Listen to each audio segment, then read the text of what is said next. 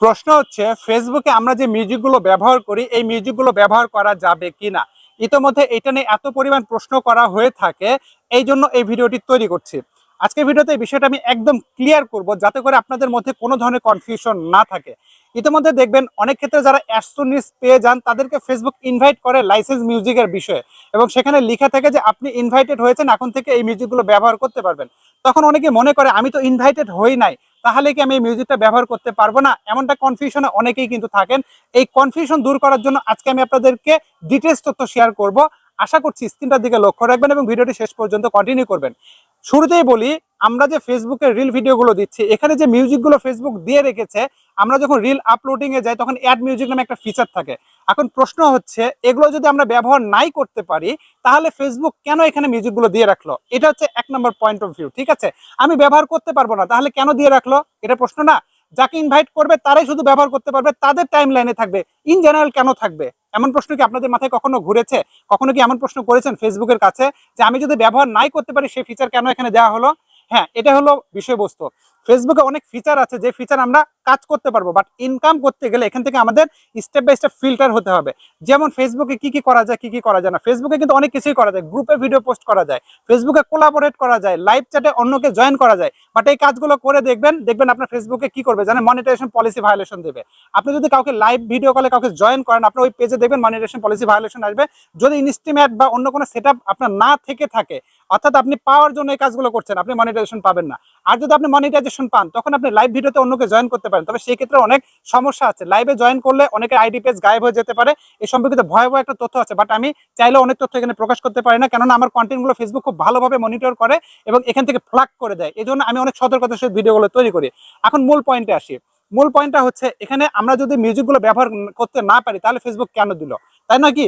অর্থাৎ ফেসবুক এখানে মিউজিকগুলো দিয়েছে সবাই ব্যবহার করতে পারবে। আমি রাহাত মিডিয়া থেকে বলছি, সবাই এই মিউজিকগুলো ব্যবহার করতে পারবে। যে মিউজিকগুলো আপনার টাইম লাইনে আছে অ্যাড মিউজিক থেকে, এখান থেকে আপনি সেই মিউজিকগুলো ব্যবহার করতে পারবেন। অন্যের কোনো মিউজিক সেভ করবেন না, জাস্ট আপনি মিউজিকে যাবেন, অ্যাড মিউজিকে গিয়ে দেখবেন যে মিউজিকগুলো আছে আপনি ব্যবহার করবেন। ব্যবহার করার পর এখন অনেকে কনফিউশনে থাকে যে আমি ব্যবহার করার পর এখান থেকে আমি মনিটাইজেশন পাবো কিনা। আমি বলছি 100% মনিটাইজেশন পাবেন, তবে কিছু কিছু মিউজিকে এখানে ক্রস চিহ্ন আসে। আর যখন এই ক্রস চিহ্নটা আসে তখনই আমরা ঘাবড়ে যাই, মনে করি কি ব্যাপার, আমি ফেসবুকের মিউজিক ব্যবহার করলাম, সাথে সাথে কপিরাইট ক্লেম চলে আসলো। কেননা এখানে ডাইরেক্ট যখন আমরা আমাদের রিল ভিডিওতে যাই, যখন ক্রস চিহ্ন আসে, ওই ভিডিওটা যখন আমরা প্লে করতে যাই তখন নিচে লেখা আসে যে মিউজিক মানে muted due to copyright claim, এরকম একটা লেখা কিন্তু আসে। তখন আমরা ঘাবড়ে যাই, তখন মনে করি যে তাহলে ফেসবুক নিশ্চয়ই আমাকে কেস দিয়েছে। হ্যাঁ, ফেসবুক আপনাকে সতর্ক করছে, বাট ওই লেখার জন্য কখনোই আপনার মনিটাইজেশনের উপরে কোনো ধরনের প্রভাব পড়বে না। আপনি যদি অ্যাডসনিস পেয়ে থাকেন, যদি কোনো একটা মিউজিক ফেসবুক এখান থেকে আপনার ক্রস করে দেয় তাদের অফিসিয়াল মিউজিক, জাস্ট 3 ডট মেনুতে যাবেন, সেখান থেকে মিউজিকটা জাস্ট রিপ্লেস অডিও করে দিবেন, আরেকটা মিউজিক অ্যাড করে দিবেন, তাহলে আপনার সেই রিলটাও সেভ, আপনার আইডি পেজ সবই কিন্তু সেভ থাকবে। বাট ভুলেও সেটা ডিলিট করবেন না। তবে কিছু কিছু ক্ষেত্রে ডিলিট করতে হবে, সেটা হচ্ছে আপনি যদি একই ভিডিও ইনস্টাগ্রাম সহ একসাথে পোস্ট করেন তখন কিন্তু সেটা ডিলিট করতে হবে, কেননা ইনস্টাগ্রামে পোস্ট করলে সেই ভিডিওটা ফেসবুক থেকে এডিট করতে দেয় না। তার মানে হচ্ছে এডিট বলতে কি, অডিওটা এখান থেকে রিপ্লেস করতে দেয় না, কাজে তখন সম্পূর্ণ ভিডিও ডিলিট করতে হয়। এই জন্য আপনাদেরকে বলবো, আপনারা জাস্ট যেহেতু বাংলাদেশে ইনস্টাগ্রাম থেকে ইনকাম নাই, কাজে আপনারা জাস্ট ফেসবুকে আপলোড করবেন, তাহলে যে কোনো রকম এরকম ক্রসিং আসলে ওখান থেকে 3 ডট মেনু থেকে রিপ্লেস অডিও দিলে আপনার সেই রিলটা আর কোনো সমস্যা হবে না ভিউয়ার্স। কাজেই ফেসবুকের মিউজিকগুলো আপনারা চোখ বন্ধ করে ব্যবহার করতে পারেন। যদি 2-1টাতে ক্রসিং আসে জাস্ট রিপ্লেস অডিও দিয়ে দিবেন, আপনাদের সেই আইডি পেজে কোনো ক্ষতি হবে না। ঘাবড়ে যাবেন না, ভিডিও ডিলিট করবেন না। অনেক ক্ষেত্রে অনেক ভিডিওতে আমরা মিউজিক ব্যবহার করেছি, ফেসবুকের ভিডিওর মিউজিকের কথা কিন্তু আমরা বলছি, অন্য মিউজিকের কথা কিন্তু বলছি না।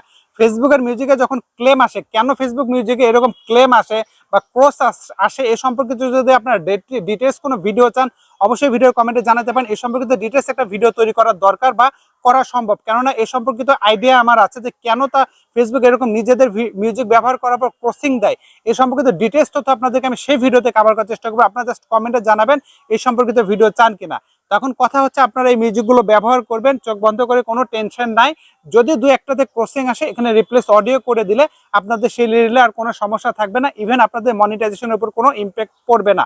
আবারও বলছি, যদি ফেসবুকের মিউজিক ব্যবহার করেন রিল থেকে, এগুলোর কারণে আপনার মনিটাইজেশনের উপর ইম্প্যাক্ট পড়বে না। তবে মাঝে মাঝে কিছু ত্রুটি বিচ্যুতি দেখা যায়, এগুলো হচ্ছে গ্লিচ বা বাগ থেকে। অনেক ক্ষেত্রে দেখা যায় ফেসবুকের মিউজিকটা ব্যবহার করার পরে লেখা আসে যে আনএবল টু মনিটাইজ। এটা যখন আসে এটা হচ্ছে ইন জেনারেল সবারই আসতে পারে, এটা ফেসবুকে একটা বাগ থেকে আসে, পরবর্তীতে দেখা যায় হয়তো বা 6 ঘন্টা 8 ঘন্টা বা একদিন বা 2 দিন পরে সেটা ঠিক হয়ে যায়। কাজে যদি এরকমটা আপনার হয়, মিউজিক ব্যবহার করার পরে লিখে আসে যে আনএবল টু মনিটাইজ, তাহলে আমি আপনাদেরকে বলবো একটু ব্রেক দেবেন, একটু বিরতি নিয়ে পুনরায় আবার সেই মিউজিকটা ব্যবহার করবেন ভিউয়ার্স। এই ছিল গুরুত্বপূর্ণ ভিডিও, আশা করছি আমি আপনাদেরকে বুঝাতে পেরেছি।